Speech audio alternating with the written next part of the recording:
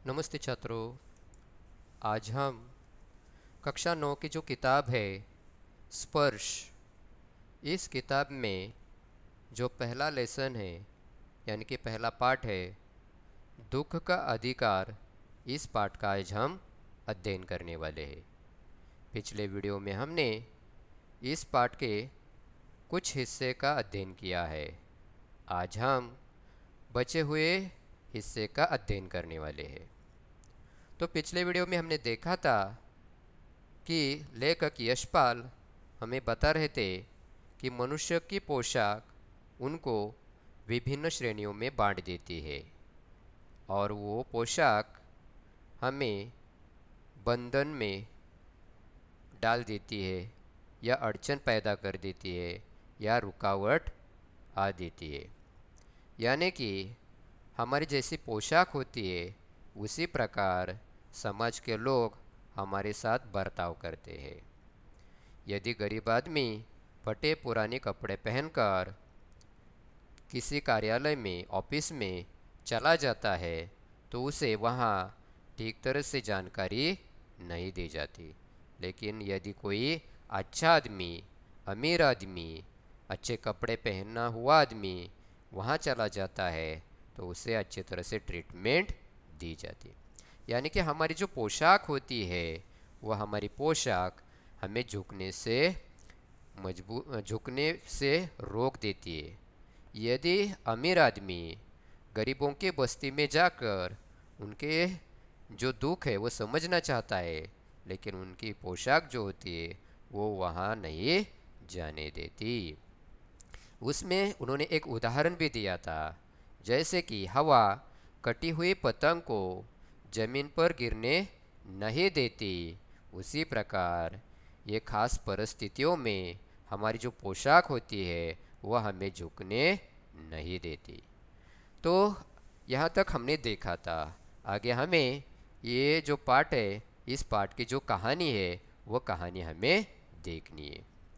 तो लेखक आगे बताते हैं कि बाजार में फुटपाथ पर कुछ खरबूजे डलिए में डालकर एक औरत बैठी हुई है।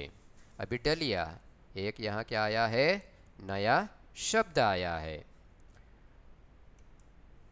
डलिया ये क्या आया है, यहाँ एक नया शब्द आया है।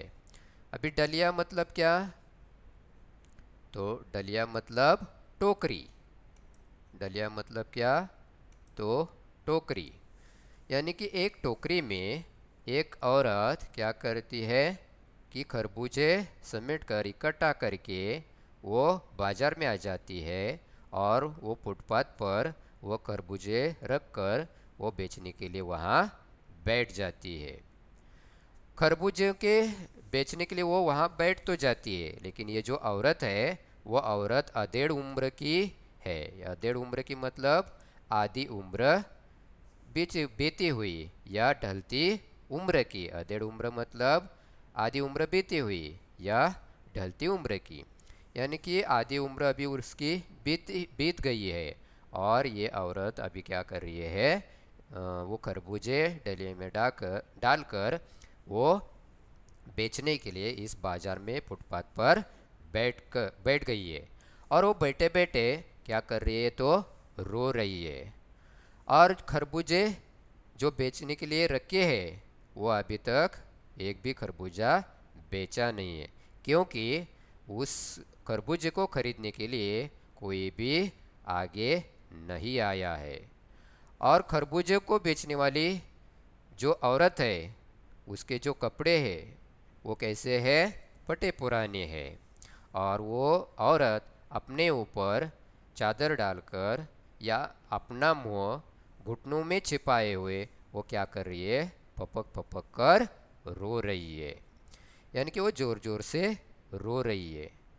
यानी कि इस चित्र में आपको दिखाई दे रहा है कि ये औरत क्या कर रही है, घुटनों में, यानी कि हम बैठते हैं घुटनों में अपना मुंह डालकर, उसी प्रकार वो क्या कर रही है, घुटनों में मुंह डालकर रो रही है। और उसके सामने उन्होंने क्या किए हैं, खरबूजे रखे हैं। किस लिए रखे हैं, बेचने के लिए रखी है।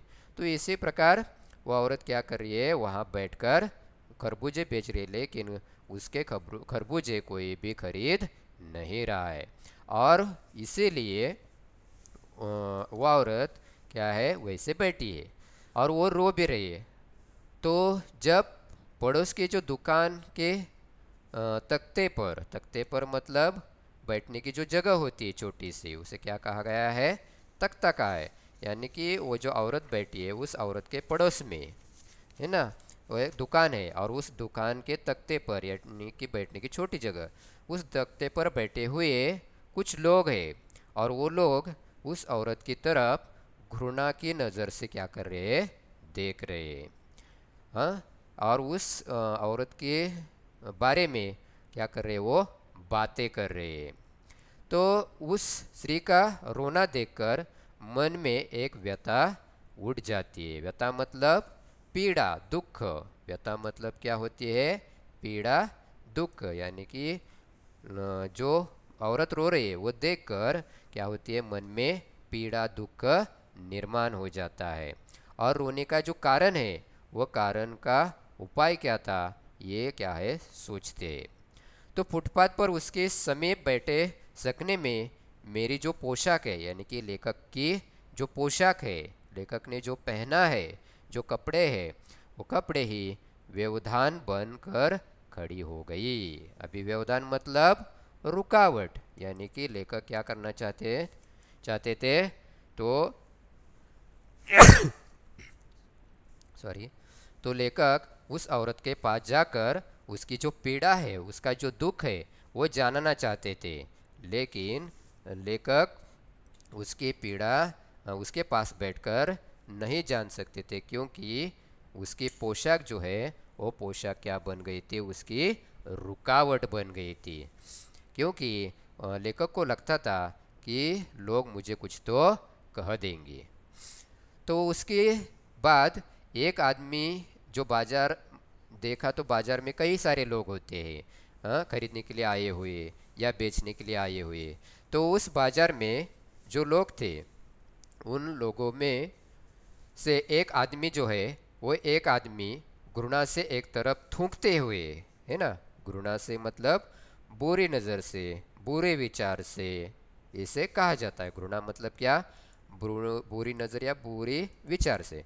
तो वो एक आदमी क्या करता है, बुरे विचार मन में रखते हुए या बुरी नज़र से यानी कि घृणा से एक तरफ वो थूकते हुए कहता है, क्या कहता है, कि क्या ज़माना है, जवान लड़के को मरे पूरा दिन नहीं बीता और ये बेहया दुकान लगा के बैठी है। अभी बेहया मतलब बेशर्म, निर्लज हम कहते हैं, है ना, जिसे शर्म नहीं होती, बेहया।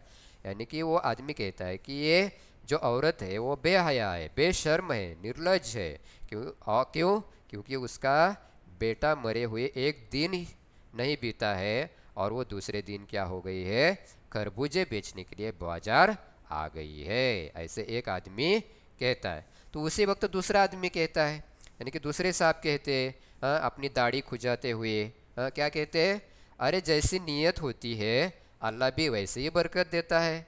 यानी कि हमारी नियत, नियत मतलब इरादा, नियत मतलब इरादा, यानी कि हमारा जैसा इरादा होता है, हमारी जैसी नियत होती है, तो अल्लाह मतलब भगवान, अल्लाह भी वैसी बरकत देता है। बरकत मतलब लाभ, यानी कि लोगों को जो भगवान होता है, अल्लाह होता है, जैसे लोगों की नियत होती है, विचार होते हैं, उसी प्रकार भगवान भी उसे उसी प्रकार के लाभ दे देता है। तो ऐसे दूसरा आदमी कहता है। तो उसी वक्त सामने के फुटपाथ पर खड़े एक आदमी ने क्या किया, दिया सलाई की तीली से कान खुजाते हुए कहा। अभी दिया सलाई मतलब दिया जलाने के लिए जो ये होती है, लकड़ी होती है छोटी, है ना, जैसे कि मराठी में हम काड़ी पीटी कहते हैं, और हम उस काड़ी पीटी से क्या करते हैं, आग जलाते हैं, तो उसे दिया सलाई कहते हैं। तो दिया सलाई की तीली, छोटी सी जो लकड़ी होती है उसमें से वो निकाल कर वो क्या करता है, कान खुजाते हुए कहता है, क्या कहता है, अरे इन लोगों का क्या है, ये कमीने लोग रोटी के टुकड़े पर जान देते हैं, इनके लिए बेटा बेटी कसम लुगाई धर्म ईमान सब रोटी का टुकड़ा है। तो सामने के फुटपाथ पर जो दिया सलाई कि तीली से कान को जाता हुआ, एक आदमी कहता है कि ये जो लोग होते हैं, ये लोग कैसे होते हैं? बड़े कमीने लोग होते हैं, इनको दुख नहीं होता है या मातम नहीं होता है। ये लोग सिर्फ रोटी के लिए काम करते हैं, रोटी के टुकड़े के लिए काम करते हैं और रोटी के टुकड़े पर जान भी दे देते हैं। इनके लिए बेटा बेटी कोई महत्वपूर्ण नहीं रखता, कसम लुगाई मतलब पति पत्नी कोई मायने नहीं रखता, या जो अपना धर्म होता है, ईमान होता है, वो इनके लिए कोई महत्वपूर्ण नहीं होता है। ये सिर्फ रोटी के टुकड़े के लिए ही काम करते हैं। ऐसे सामने के फुटपाथ वाले एक आदमी क्या करता है, उस पर कमेंट करता है। उस पर लेखक आगे बताते हैं कि परचून की दुकान पर जब बैठे लाला जी ने कहा, यानी कि परचून मतलब आटा चावल बेचने वाली की जो दुकान होती है उसे क्या कहते हैं? परचून की दुकान। यानी कि परचून की दुकान पर जो बैठा हुआ दुकानदार है लाला, वो लाला क्या कहता है कि अरे भाई, उनके लिए मरे जिए का कोई मतलब न हो। यानी कि ये जो लोग होते हैं, है ना, जो औरत है जो रो रही है, उसका बेटा मर गया है, फिर भी वो बाजार में आ गई है, लेकिन वो लाला उस औरत को देखकर कहता है कि इन लोगों के लिए मरे जिए का कोई मतलब नहीं होता है। कोई आदमी मर गया या कोई आदमी जिंदा रह गया तो इनके लिए कोई मतलब नहीं होता, पर दूसरे के धर्म ईमान का तो ख्याल रखना चाहिए। लेकिन लाला कहते कि इन लोगों को अपने धर्म ईमान, बेटा बेटी, पति पत्नी, इसका कोई महत्व नहीं होता, लेकिन इन लोगों ने जो दूसरे लोग होते हैं, वो दूसरे लोगों का जो धर्म होता है, ईमान होता है, इसका तो ख्याल रखना चाहिए। जवान बेटा मरने के 13 दिन का सूतक होता है ना। यदि हमारे घर में कोई मर जाता है तो हम क्या करते हैं? सूतक पालते हैं, है ना। सूतक मतलब आपको मालूम होगा कि हम जब हमारे घर में कोई मर जाता है तो हम 13 दिन तक, है ना, घर में सूतक मनाते हैं। हाँ, यानी कि कोई पूजा अर्चना नहीं करते, किसी बाहर नहीं घूमने चले जाते, है ना, किसी के घर नहीं जाते, या हमारे घर में कोई नहीं आता है, ये हम सूतक मनाते हैं। हाँ? तो सूतक 2 वक्त मनाया जाता है, एक आदमी मरने के वक्त और दूसरा यदि हमारे घर में कोई बच्चा जन्म लेता है उस वक्त। तो उसी प्रकार ये लाला कहता है कि जवान बेटे के मरने पर 13 दिन का सूतक होता है, और वह यहाँ सड़क पर बाजार में बैठकर यह औरत क्या कर रही है? खरबूजे बेचने लगी है। और उसके सूतक के कारण कोई आदमी ये खरबूजा खरीद सकता है क्या? तो नहीं खरीद सकता। और इसीलिए लाला कहते कि इन लोगों ने तो दूसरे लोगों के धर्म ईमान का ख्याल रखना चाहिए। और वो आगे बताते कि 1000 आदमी आते जाते, कोई क्या जानता है कि इसके घर में सूतक है। कोई इसके खरबूजे खा लेता तो इसका यानी कि उस आदमी का जो ईमान है, धर्म है, वो कैसा रहेगा? वो क्या हो जाएगा? भ्रष्ट हो जाएगा, है ना। क्योंकि हम अपने धर्म के अनुसार काम करते हैं, है ना, हम अपने ईमान के अनुसार काम करते हैं। हाँ, हमारे भारत देश में कई धर्म के लोग रहते हैं, वो लोग अपने अपने धर्म के अनुसार काम करते हैं, पूजा करते हैं, भगवान को मानते हैं, है ना। तो यदि सूतक वाला जो आदमी हो, औरत हो, उससे हम कुछ खरीदेंगे तो हमारा धर्म क्या हो जाएगा? भ्रष्ट हो जाएगा। ऐसे लाला यहाँ कहते हैं। तो पास पड़ोस की दुकान से पूछने पर, यानी कि लेखक क्या करते हैं? आसपास के जो दुकान है, पड़ोस के जो दुकान है, उस पास पड़ोस के दुकान पर कुछ जानकारी प्राप्त करने की कोशिश करते हैं। और जब वो पूछते हैं तो पूछने पर उन्हें पता चलता है कि उसका 23 साल का एक जवान बेटा था उस औरत का। और घर में उसकी बहू और पोता पोती है। लड़का शहर के पास 1.5 बीघा भर जमीन में कचहरी क्या करता था? कचहरी करके परिवार का निर्वाह करता था। 1.5 बीघा, अभी यहाँ जो खेती है वो बताई गई कितनी है? 1.5 बीघा है। बीघा मतलब जमीन या खेत नापने का एक साधन है। जैसे कि भारत, नेपाल, यहाँ बांग्लादेश, यहाँ इस साधन का क्या किया जाता है, उपयोग किया जाता है। तो भारत में बिहार, गुजरात, बंगाल आदि जगह इस साधन का उपयोग किया जाता है। और महाराष्ट्र में भी 1.5 बीघा, 1 बीघा मतलब 20 गुंठे होता है। तो इसी प्रकार ये 1.5 बीघा जो ज़मीन है उस औरत की जो 1.5 बीघा ज़मीन है, खेती है, उस पर वो क्या करता था, कुछ उगा कर वो बेचकर अपने परिवार का उदर निर्वाह करता था। तो खरबूजों की डलिया बाजार में पहुंचाकर ये लड़का स्वयं सौदे के पास बैठ जाता, कभी माँ के साथ बैठ जाता। तो एक दिन क्या हो जाता है, ये लड़का परोस सुबह मुँह अंधेरे मतलब सुबह हम कहते हैं कि बहुत सवेरे, जहाँ अंधकार होता है, हमारा मुंह भी सामने वाले को दिखाई नहीं देता है, उस अंधेरे, मुंह अंधेरे, ये क्या है, एक मुहावरा है। यानी कि बहुत सवेरे, यानी कि रमेश मुंह अंधेरे में उठकर अपनी पढ़ाई पूरे करता है। तो उसी प्रकार उस औरत का जो लड़का है, बेटा है, वो क्या करता है, परोस सुबह यानी मुँह अंधेरे यानी कि बड़े सवेरे में वो उठकर अपने खेतों में चला जाता है और वहाँ पके खरबूजे चुनकर यानी कि सिलेक्ट कर कर वो क्या करता है, बाजार में लाना चाहता है। और इसीलिए एक दिन वो ऐसे ही सुबह बड़े सवेरे खेत में चला जाता है। तो आपको मालूम है कि खेती है तो हर एक इंसान की खेती होती है, और इसीलिए दोनों इंसान के खेती के बीच में क्या होती है, सीमा होती है, और वो सीमा हम एक दीवार से बनाते हैं, है ना।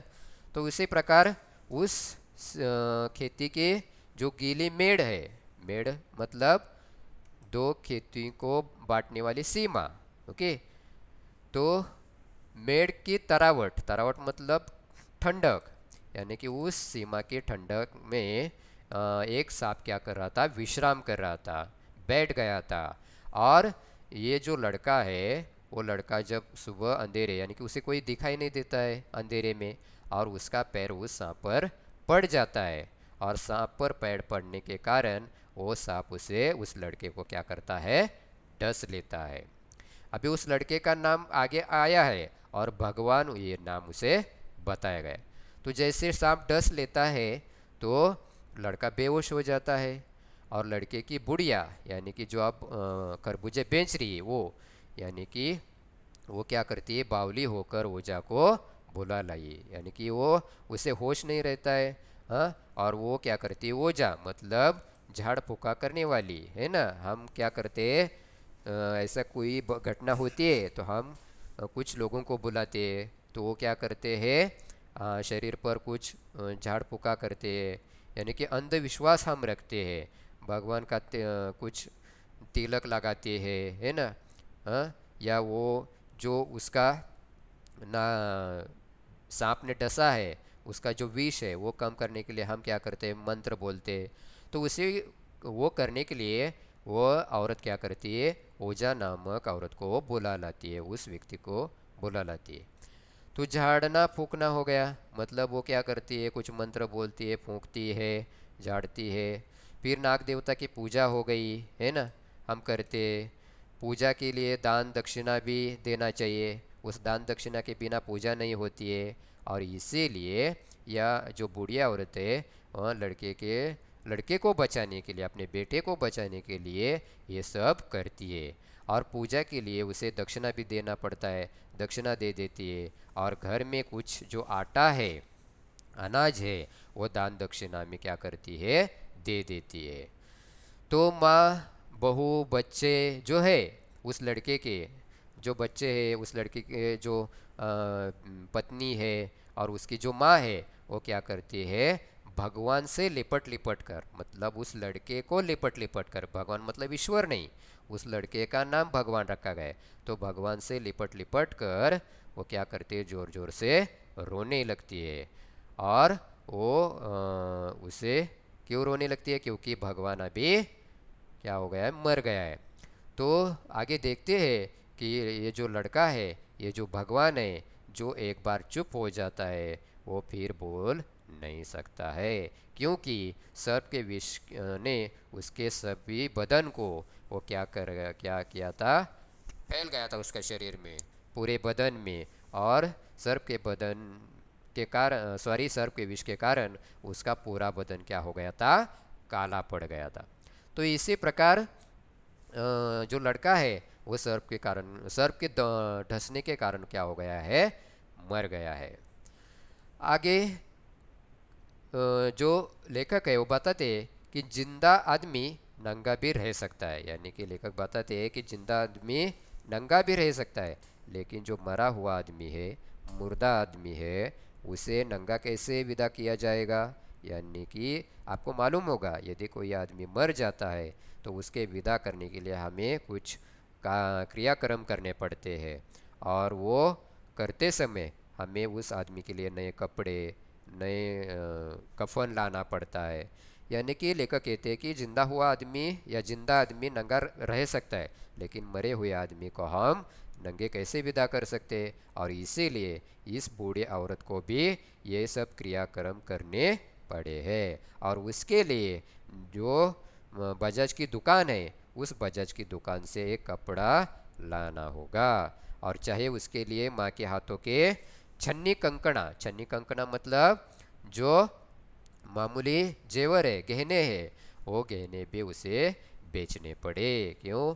क्योंकि उसके लिए कफन लाने था, कपड़े लाना था, और इसीलिए उस औरत को अपने छन्नी कंकना यानी कि मामूली गहने थे, जेवर थे, वो बिक गए, यानी कि बेचने पड़े।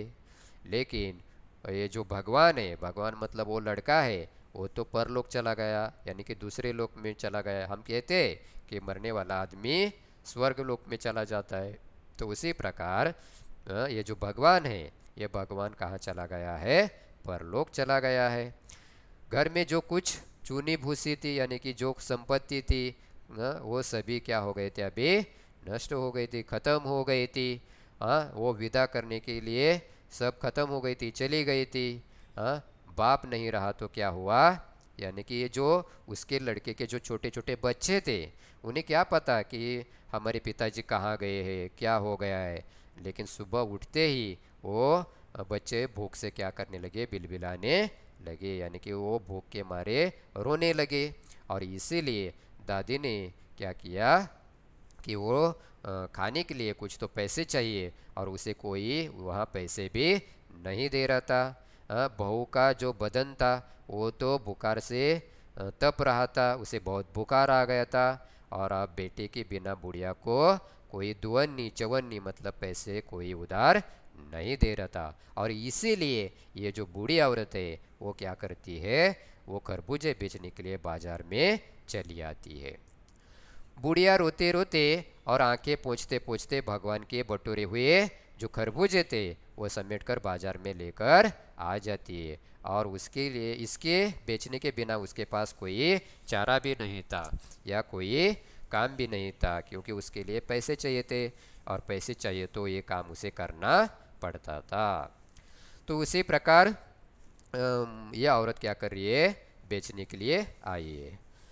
तो बूढ़ी खरबूजे बेचने के साहस करके आई थी, और लेकिन वो पपक पपक कर अभी क्या कर रही थी, रो रही थी।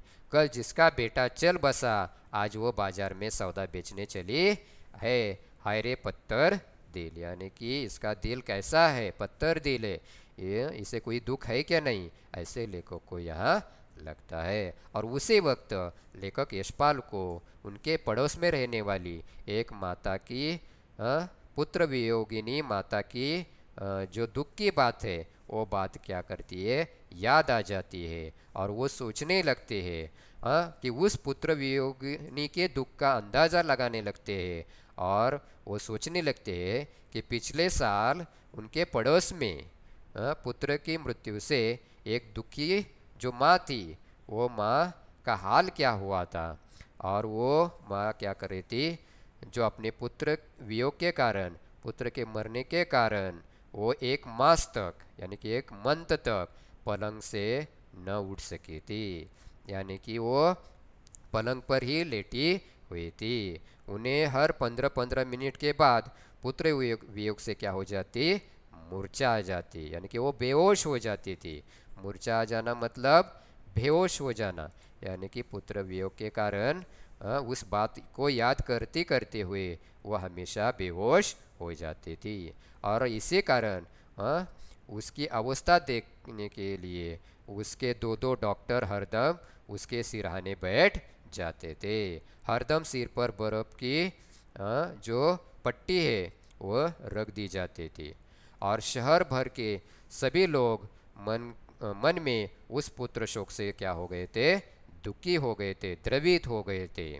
तो ये बात लेखक के मन में आ जाती है और वो सोचने लगते कि कहीं वो बेड पर यानी कि पलंग पर एक मंथ तक लेटी हुई वो माँ और आज इस बाजार में अपने बेटे के मरने के दूसरे दिन ही खरबूजे बेचने वाली माँ, दुख तो दोनों माँ का एक जैसा है, लेकिन दुख मनाने का अधिकार सबको दिया है। लेकिन हर एक व्यक्ति अपने अपने तरीके से ये दुख क्या करता है, मनाता है।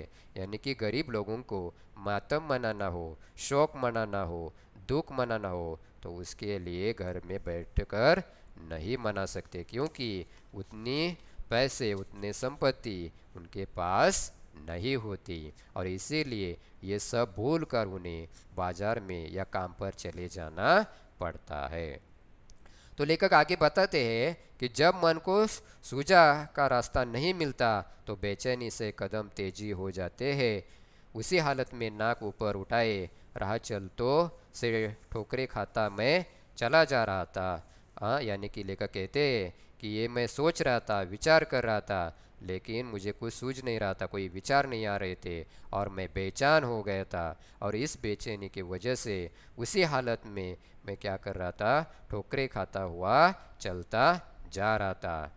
और वो सोच रहे थे कि शोक करने, गम मनाने के लिए भी सहूलियत चाहिए, यानी कि सहूलियत मतलब सूट चाहिए, है ना, या कोई तो हर एक को कोई तो सहूलत चाहिए। दुखी होने का भी एक अधिकार होता है, यानी कि हर एक को दुखी होने का भी एक क्या होता है, अधिकार होता है। तो इसी प्रकार लेखक यशपाल इन्होंने इस कहानी के द्वारा हमें यही बताया है कि हर एक व्यक्ति को, हर एक इंसान को, हर एक परिवार को दुख, मातम, शोक मनाने का अधिकार होता है, लेकिन परिस्थिति की वजह से वह अपनी अपनी तरीके से दुख मनाते हैं। आपको कोई आशंका हो तो आप कमेंट बॉक्स में लिखकर भेज सकते हो। तब तक के लिए धन्यवाद।